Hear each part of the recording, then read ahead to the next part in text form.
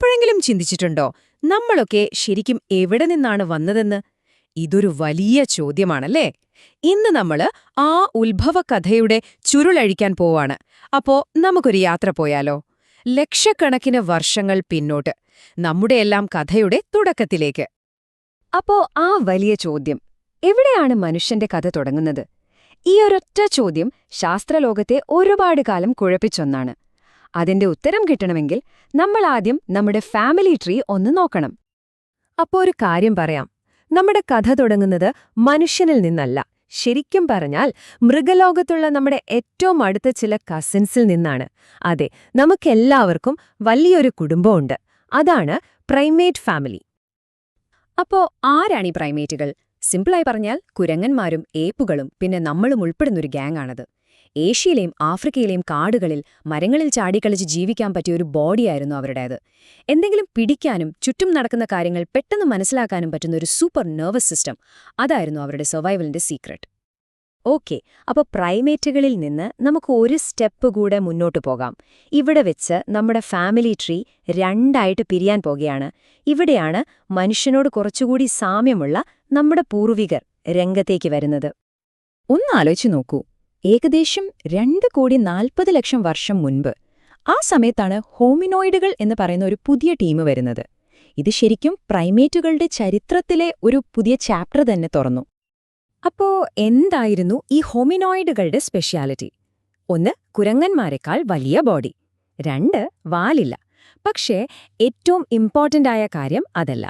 അവരുടെ കുഞ്ഞുങ്ങൾക്ക് വളരാനും കാര്യങ്ങൾ പഠിക്കാനും ഒരുപാട് സമയം കിട്ടി.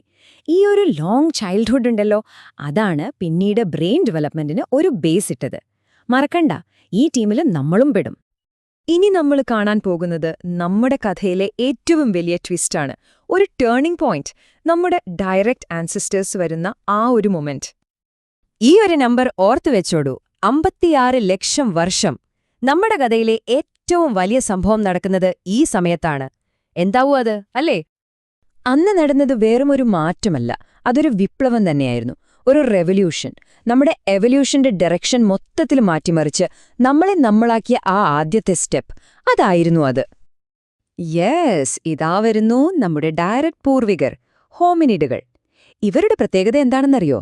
ഇവർ നിവർന്നു നിന്നു, 2 കാലിൽ നടന്നു. അതൊരു ചെറിയ കാര്യമല്ല, കാരണം കൈകൾ ഫ്രീ ആയി. ആ ഫ്രീ ആയ കൈകൾ കൊണ്ടാണ് അവർ ആദ്യത്തെ ടൂൾസ് ഉണ്ടാക്കിയത്. ആഫ്രിക്കയിൽ തുടങ്ങിയ ഈയൊരു മാറ്റമാണ് മനുഷ്യചരിത്രത്തിന്റെ ഫൗണ്ടേഷൻ. അപ്പോ ഈ ഹോമിനോയിഡുകളും ഹോമിനിഡുകളും തമ്മിലുള്ള മെയിൻ ഡിഫറൻസ് എന്താ? നോക്കൂ, വലിയ തലച്ചോറ്, 2 കാലിൽ നടത്തം, നിവർന്ന ശരീരം, പിന്നെ ടൂൾസൊക്കെ ഉണ്ടാക്കാൻ പറ്റുന്ന ഫ്ലെക്സിബിൾ കൈകൾ. ഈ 4 കാര്യങ്ങളാണ് ഹോമിനിഡുകളെ ഒരു സ്റ്റെപ്പ് മുന്നിലെത്തിച്ചത്. മനുഷ്യനിലേക്കുള്ള റിയൽ ജേർണി അതിവിടെ നിന്നാണ് സ്റ്റാർട്ട് ചെയ്യുന്നത്. ഹോമിനിഡുകൾ വന്നതോടെ കഥ തീർന്നില്ല. മുന്നോട്ടുള്ള വഴി ഒരു സ്ട്രേറ്റ് റോഡായിരുന്നില്ല, അതൊരു ജംഗ്ഷൻ പോലെയായിരുന്നു. അവിടെ നിന്ന് 2 പ്രധാന വഴികളായി പിരിഞ്ഞു. 2 വഴികളാണ് ആസ്ട്രാലോപിത്തക്കസും ഹോമോയും. ഒന്ന് നമ്മുടെ ഏർലി ആൻസസ്റ്റേഴ്സ്, മറ്റേത് കുറച്ചുകൂടി സ്മാർട്ടായ ടീം. ഇത് ശരിക്കും പ്രകൃതിയുടെ 2 എക്സ്പെരിമെന്റ്സ് പോലെയായിരുന്നു. അവസാനം അതിലൊരൊറ്റ വഴി മാത്രം വിജയിച്ചു, നമ്മളിലേക്ക് എത്തിച്ചേർന്ന ആ വഴി.